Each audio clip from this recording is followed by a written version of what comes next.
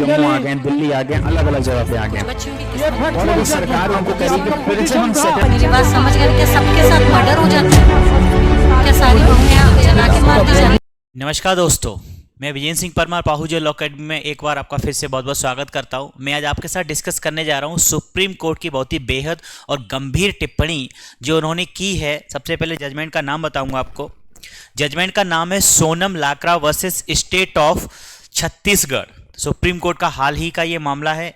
इस मामले में सुप्रीम कोर्ट ने कहा कि एक और जहां आप आर्थिक महाशक्ति बनने की बात करते हैं, आप कहते हैं कि देश को हम आर्थिक महाशक्ति बनाना चाहते हैं और विश्व पटल पर उसका नाम अच्छे दर्जों में उच्च दर्जे पर हम ले जाना चाहते हैं, तब दूसरी तरफ आप ऐसा जब लोकतंत्र में ये देखा जाता है कि एक महिला जो कि गवर्नेंस का पार्ट है, जो कि शासन का पार्ट बन चुकी है, उसके साथ ब्यूरोक्रेट्स भेदभावपूर्ण रवैया क्यों अपनाते हैं। मामला है छत्तीसगढ़ के जशपुर के साजबहार ग्राम पंचायत की महिला सरपंच, 27 साल की युवा महिला सरपंच जो एक अच्छे भारी मतों से जीत करके उस पद पर पहुंचती है और उसके साथ भेदभावपूर्ण रवैया वहां के गांव के जो प्रशासनिक अधिकारी और पंचायत जो सदस्य होते हैं उनके द्वारा अपनाया जाता है और फाइनली पंचायती राज अधिनियम 1993 के प्रावधानों के अनुसार एक आदेश पारित करके ब्यूरोक्रेट्स के द्वारा उसको उससे पद से हटा दिया जाता है।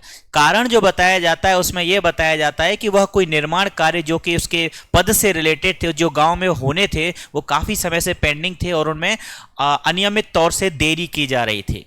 तब ये मामला हाईकोर्ट भी पहुंचा, लेकिन हाईकोर्ट ने भी उस महिला सरपंच की बात नहीं सुनी। फिर अंततः जब जो पिटिशनर है सोनम लाकड़ा करके जो नाम है, ये अंततः जब सुप्रीम कोर्ट पहुंचती हैं तो सुप्रीम कोर्ट ने मामले को सीरियस लिया, गंभीरता से लिया और सुप्रीम कोर्ट ने कहा कि यदि निर्माण कार्य में देरी है तो इसकी इकलौती जिम्मेदार महिला सरपंच को नहीं ठहराया जा सकता था। फिर आपने किस आधार पर उसको उसके पद से बर्खास्त किया, उसको उसके पद से हटाया? क्योंकि निर्माण में देरी होने के कई सारे कार्य होते हैं, इसमें कई सारे विभाग जुड़े होते हैं, इंजीनियर्स होते हैं, ठेकेदार होते हैं, आपसी समन्वय नहीं बैठ पाता है, कई बार मौसम की परिस्थितियां ऐसी खराब होती हैं कि कंस्ट्रक्शन रुक जाता है, तो बहुत सारे कारक होते हैं। आप कैसे आपने प्रॉपर जांच किए बिना उस इकलौती महिला को जिम्मेदार ठहराते हुए उस पद से हटा दिया? तो सुप्रीम कोर्ट ने हाई कोर्ट के रवैये पर भी प्रश्न चिन्ह लगाया कि हाई कोर्ट ने भी क्यों ये alternative remedy under article 226 of the Indian constitution, अगर उस महिला को जो अल्टरनेटिव रेमेडी उपलब्ध थी, फिर ऐसी क्या परिस्थितियां थी कि हाई कोर्ट ने भी इस मामले को उतना सीरियस नहीं लिया और मामले को ट्रेवल करके सुप्रीम कोर्ट तक आना पड़ा।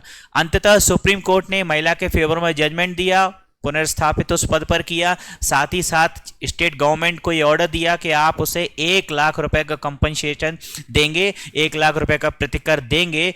और साथ ही साथ इस मामले में सुप्रीम कोर्ट ने स्टेट गवर्नमेंट को ये छूट दी कि आप अगर चाहें तो आप आइडेंटिफाई करें, आप देखें कि इसमें ब्यूरोक्रेट्स जो थे, कौन से अधिकारी थे जो जिम्मेदार थे उसके प्रति जो ये काम हुआ, उसके लिए कौन लायबल है, कौन जिम्मेदार है, कौन दोषपूर्ण है, तो आप उनको आइडेंटिफाई कर सकते हैं और ये 1 लाख रुपए की राशि जो आप पिटिशनर को देंगे वो आप उनसे वसूल कर सकते हैं।